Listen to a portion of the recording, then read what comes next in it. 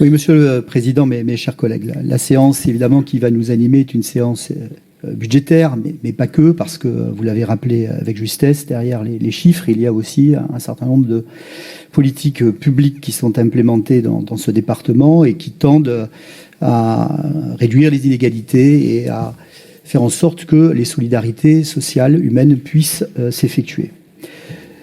Saint-Exupéry disait qu'il faut aller vers, il disait aussi qu'on ne voit bien qu'avec le cœur. Or, l'exercice auquel nous sommes confrontés dans l'enceinte départementale, mais comme nous le sommes par ailleurs dans nos intercommunalités et nos communes, consiste à, aujourd'hui, non seulement voir avec le cœur, moderniser nos politiques publiques autant que possible, mais aussi tenir compte d'un certain nombre d'impératifs budgétaires. C'est ce qui nous est proposé durant cette séance. Comment faire face à l'équation face à laquelle nous sommes aujourd'hui contraints. On a eu coutume de dire pendant longtemps dans cette Assemblée, enfin depuis que j'y siège, pas si longtemps que ça, que le DOB était l'exercice de la corne de brume. Mais je pense qu'aujourd'hui, ça relève plus de la boule de cristal que de la corne de brume.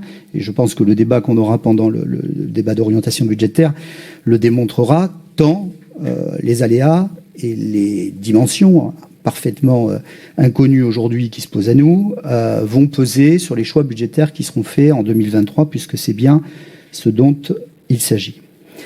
Vous avez rappelé que nos recettes étaient de plus en plus affectées. Je pense que tout le monde, sauf à nier l'essentiel et l'évidence, peut ici tomber d'accord sur ce point. Que derrière l'effacement des dynamiques fiscales qui étaient les nôtres, nous n'avons aujourd'hui finalement que le choix d'enregistrer les recettes qui sont les nôtres. On rediscutera évidemment de la façon dont la DMTO est évaluée, mais je garde ces éléments pour la suite. Et puis, nos dépenses sont contraintes.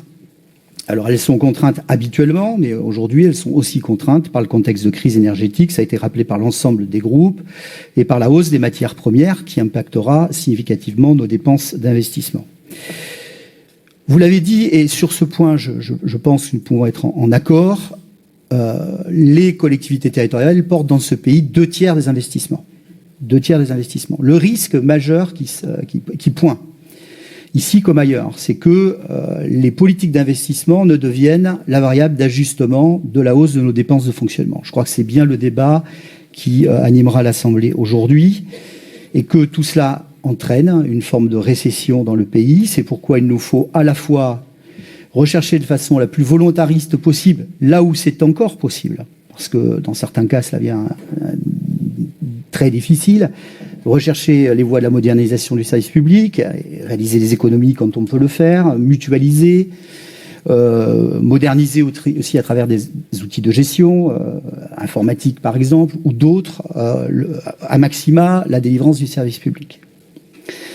Je ne souhaiterais pas, et je pense que c'est le message qui est adressé par le groupe Gironde d'Avenir ce matin, que nous en arrivions au point d'entamer ou de mettre en péril les politiques d'investissement du département pour faire face justement à ces hausses de fonctionnement.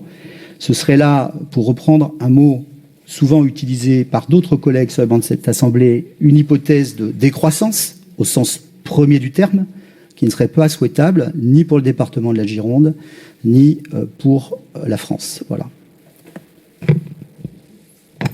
Merci.